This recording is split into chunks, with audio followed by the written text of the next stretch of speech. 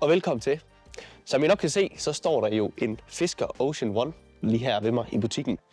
Og bilen her, den leverede vi tilbage i sidste år, da de nye Fisker Ocean biler kom, hvilket var en utrolig spændende tid. Bilen her synes en af vores kære og trofaste og loyale kunder, John, også var utrolig spændende, og derfor skulle han da have skiftet den ud med hans super lækre Cupra Formentor. John han har været så venlig at låne mig den her bil det meste af dagen i dag, så jeg kan give en lille gennemgang af den her nye 2.0 opdatering, som skulle gøre bilen bemærkelsesværdig mere bedre. Så det er det, vi skal kigge på i dag. Kæft, det bliver godt. Men før bilen fik den her fine 2.0 opdatering, fik den jo ikke lige frem verdens bedste anmeldelser på YouTube. Det kan vi vist ikke helt prale med. Men som John også siger, så er der altså sket nogle mærkbare ændringer med den nye 2.0 opdatering på Fisker Ocean, og det er det, vi skal gå igennem i dag. Så jeg håber, I sidder godt derhjemme, fordi nu går vi til en. Og for ikke lige at spille din tid derude for meget, så går vi altså lige direkte til makronerne og snakker om det, Fisker kalder for de bemærkelsesværdige forbedringer af køretøjet og dets funktioner. Ser vi på den første bemærkelsesværdige ændring her ved bilen, så er det, som Fisker kalder fastholdelse af SOC. Og hvad betyder det? Jo, på dansk betyder det sådan set bare, at batteriet er blevet bedre. Hvad kan man sige? Energistyringssystemet er blevet bedre i bilen, så den bedre kan styre den passive batteridræning, når du holder stille i bilen. Hvis du fx skal en uge sydpå, og du holder ved en lufthavn, så skal du ikke være bange for, at når du kommer tilbage, at så er bilen totalt drænet for strøm.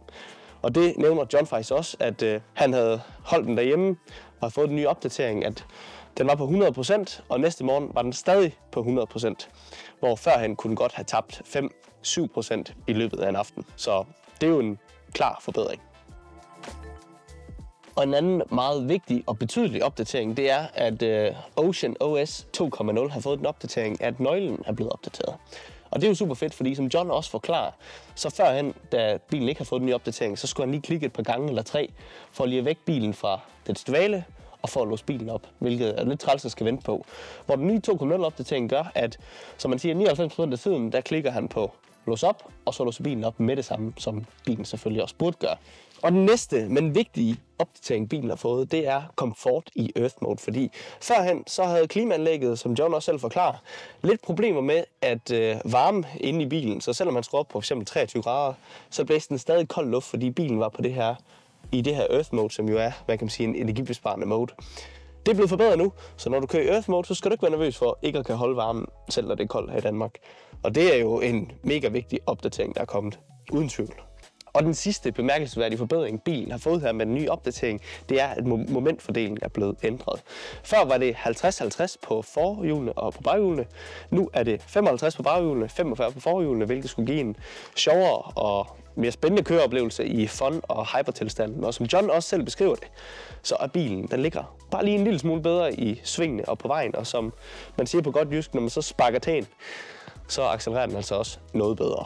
Og går vi lidt videre og kigger på de nye funktioner i bilen her, så har bilen fået en utrolig vigtig opdatering, som egentlig burde være standard. Det er autohold.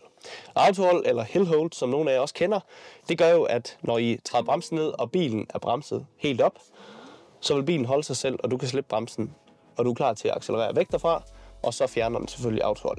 En anden vigtig opdatering, det er den her lækre Solar Sky, som bilen jo har. Den har jo solceller op på taget. De har fået noget, der hedder Solar Sky visualisering, så du kan se, hvor meget lader den egentlig med det her solcelletag, som bilen har. Og det kan I også se her på videoen, der kører lige nu, hvordan det ser ud. Og en anden vigtig feature, det er, at de har dæmpet anhængerslingeren. Så der er ikke så meget mere slinger i valsen, hvis du har en trailer bagpå. Men det er desværre ikke noget, jeg kan bede eller afkræfte, da John han har prøvet på at bestille et træk til bilen, dog uden held. Og en anden vigtig, men måske også lidt underlig opdatering, som Fisker skriver ind på deres side, så har bremsesystemet fået mulighed for at kunne fjerne vand fra bremseskiverne umærkbart, som de skriver ind på deres hjemmeside.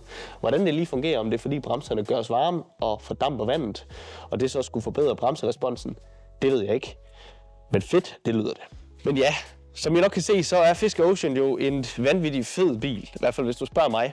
Med et fedt design, California Mode, solcelletag, en masse hestekræfter, en masse sjov. Og med den her nye opdatering, så er bilen bare blevet det bedre. Bilen har fået de her mange fede, fantastiske funktioner, som vi lige har gennemgået. Og så er det jo bare lidt ærgerligt at se, at Fisker Inc. måske er ved at gå konkurs. Men vi må se, hvad der sker. Men alt i alt så håber jeg i hvert fald, I synes om videoen her og omkring lidt hvad kan man sige, grundlæggende viden om de her nye opdateringer. Og så håber jeg, at vi ses igen. Eller i hvert fald her hos Storgård Biler i Bramming. Ses!